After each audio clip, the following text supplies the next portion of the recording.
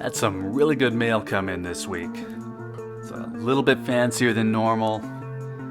And I don't know, we might even call this bougie.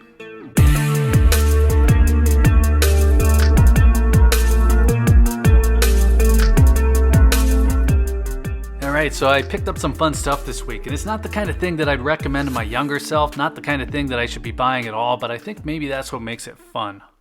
So far this year in 2021, I've been able to find a buffalo, I've been able to find a few eagles, despite availability issues, despite crazy high premiums. I didn't actually have to pay more than 8% on any one of them. So all things considered, so far this year, I've been having really good luck.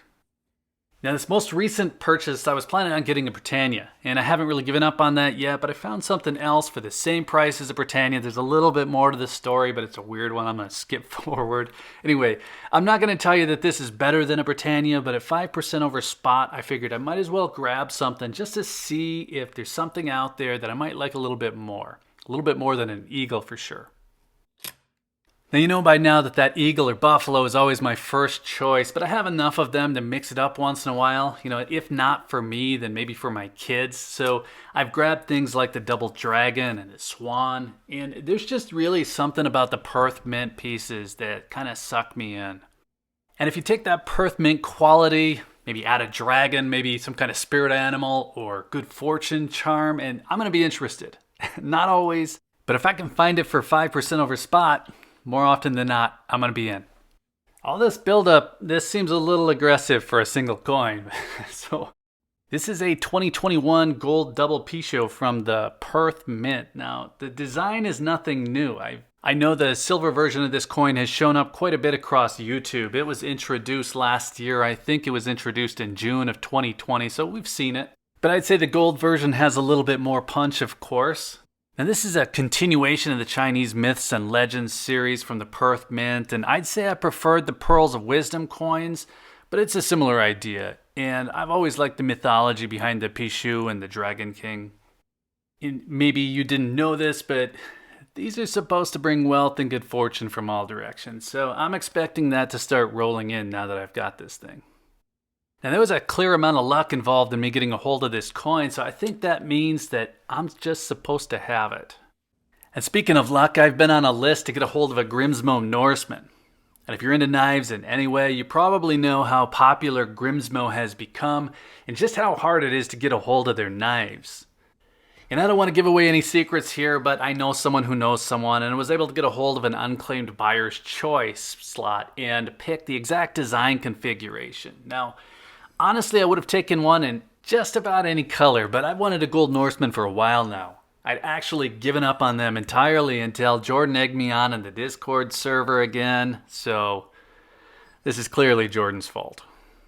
But really what I was trying to do here was get a hold of a gold knife so I could talk about it here without getting off the topic of gold. I'm not going to review it or anything, but I'm excited about it. It showed up the same day as my double Pishu and some cards. I figured I had everything I needed to make a super gripping video. Really, these three things packaged up would make the ultimate loot box. And maybe that's actually a business I should get into. We're just all going to have to make a little bit more money to be able to afford them. It's not a small knife. It weighs about 5 ounces. So, I don't know, can we say I got 6 ounces of gold this week? Probably not. If you can get away with a 3.6-inch blade where you live, then it's actually a great knife to carry. It's thin, it actually fits in the pocket really well.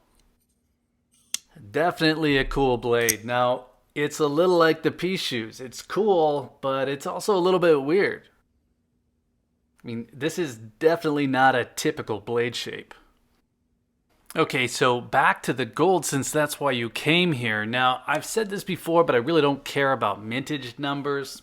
These are limited to 5,000, which I suppose is somewhat limited, but this isn't a coin that's going to increase in value beyond its gold content. At least, I don't think it will. I don't see any reason why it would.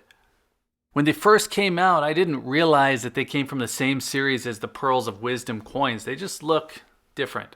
And I was a little bummed out because the proof surface on these just masks a lot of the detail. It doesn't have the same impact for me that the dragons have.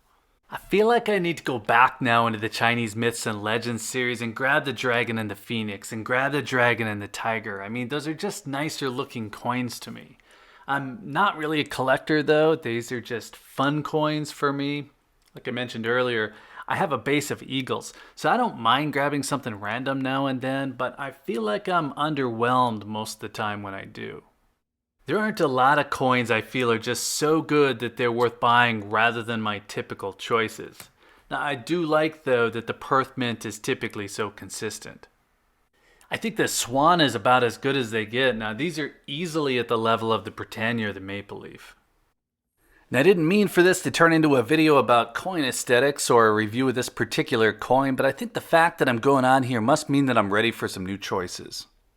I'm definitely ready for the new Eagles, and I really wish the US Mint would get serious about their designs for commemorative series. Now, I'm not trying to be negative, but I paid a premium for everything on this table.